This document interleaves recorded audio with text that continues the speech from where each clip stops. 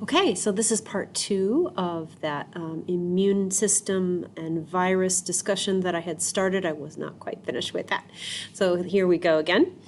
So I had just gotten to the point where I was talking about how this macrophage will eat or phagocytize a viral particle, which you can see here, it's going inside, break it up into small parts. So the pathogen has now been broken into what we call antigens. Antigens are just little bits and molecular pieces of pathogens. An MHC protein, when Mr. Anderson talks about them, it kind of shows it as this little box. And an MHC protein will take a bit of an antigen. In this case, let's say, usually part of the protein, the outer coating, is what the MHC protein will connect to. It will connect to it, and then it will present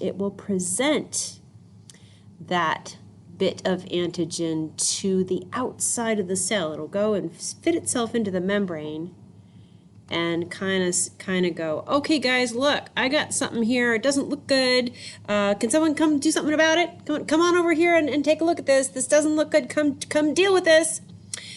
And that is as far as the non-specific part of your immune system can go.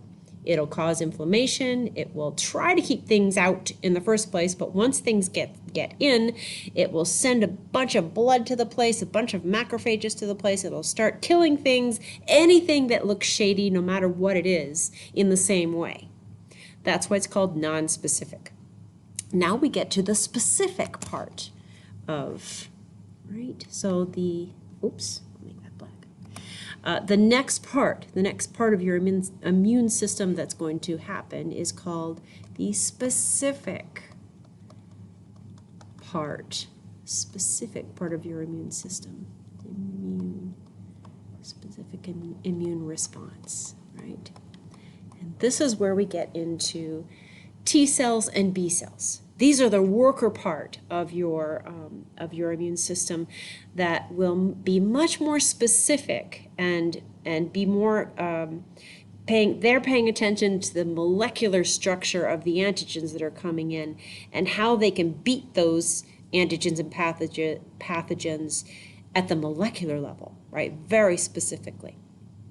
Okay, so for example, the biggest, probably the most important worker cell that you can know about for this part of specific response are the helper T cells.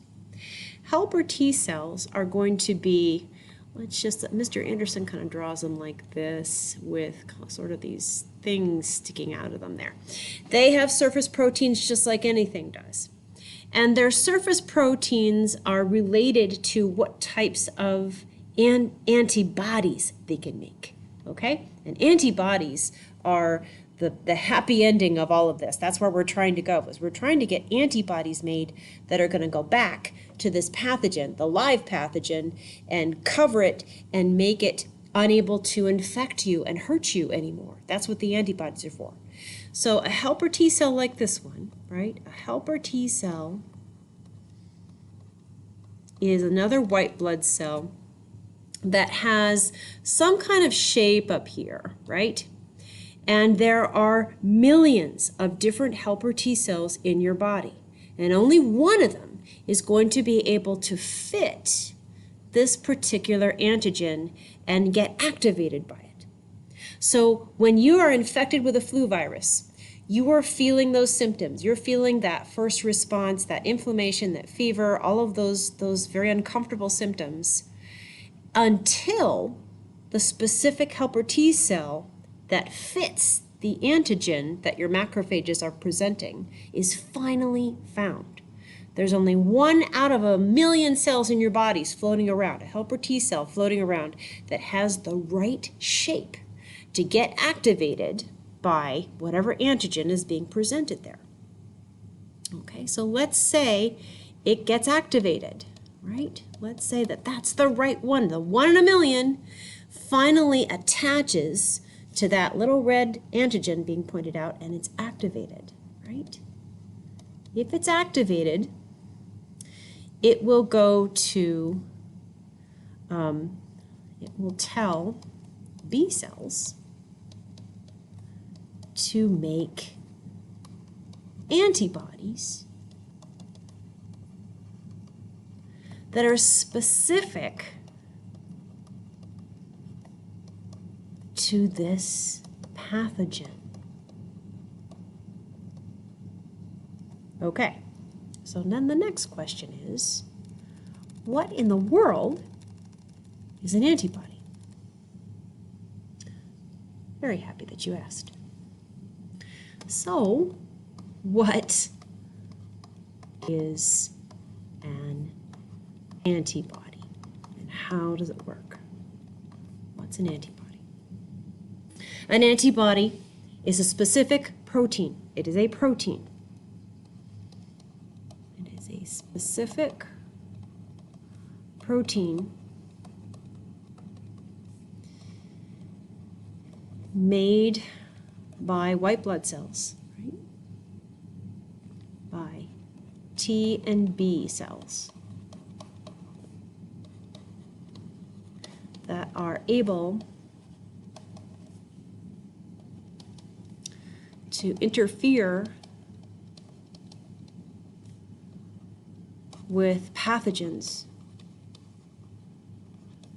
fully functional pathogens like a virus or a bacteria that are at work, all right, trying to infect you, interfere with pathogens' ability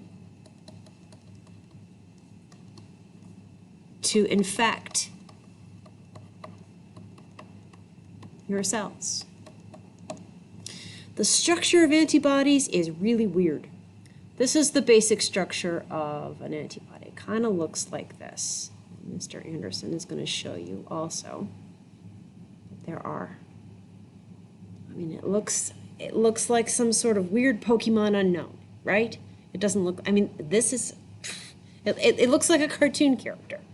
And that's why when they show you the animation of Mr. Anderson's animation, there's these little Ys, right? They look like little Ys floating around.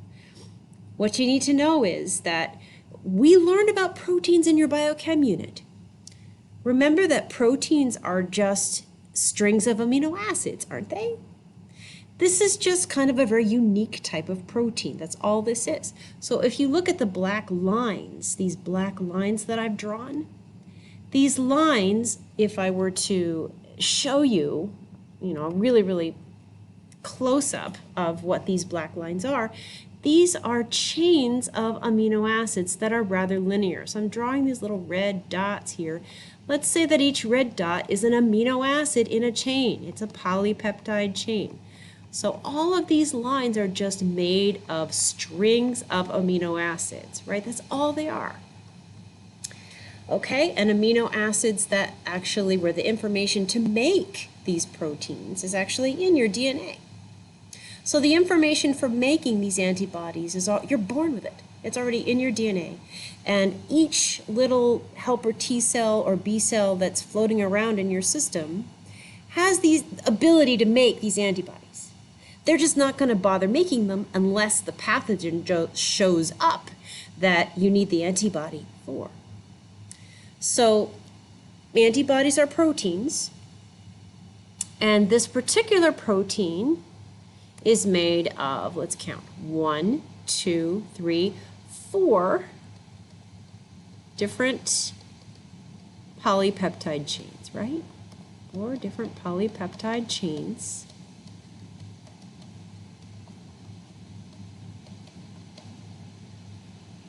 that are held together. There's some disulfide bonds here that are holding the structures together, right? And they'll show you that in more detail in the book. So there are these 4 polypeptide chains that are held together, and it looks like a little Y. And the entire protein, right, this entire protein, all of it is exactly the same from one B cell to the next, right? So all antibodies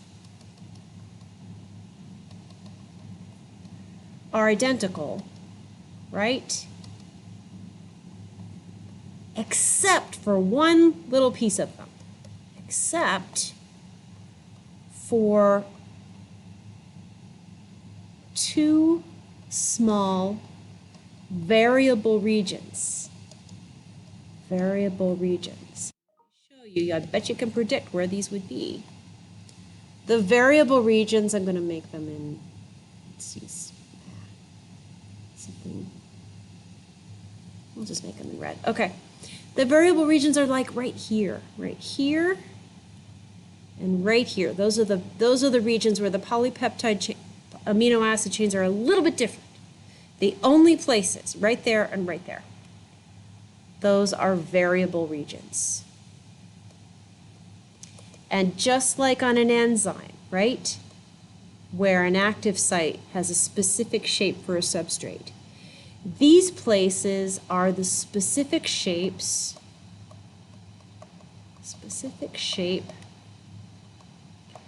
to bind with antigens. All right, so what does that mean in terms of helping you fight infection?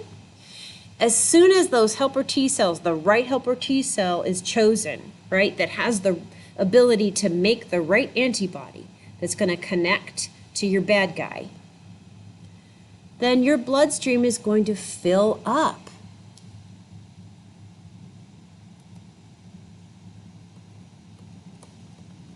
Once the right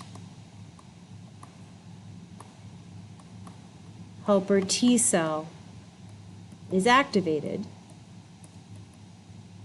Now let's go back to your flu virus, right? Here's your flu virus. Here's that problematic flu virus that is messing with your respiratory tract lining, right? And it has all those antigens sticking out on it that now you have antibodies that can recognize it. So what happens? Those antibodies are now going to attach themselves.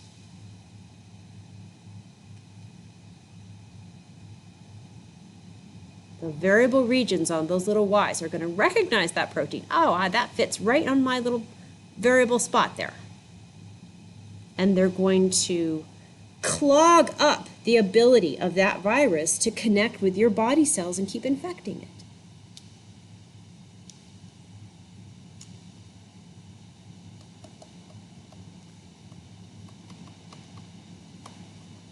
Will get covered with antibodies that are attracted to that antigen protein, right? The same antigen protein that macrophage presented. So that antigen, it prevents virus from infecting any more cells.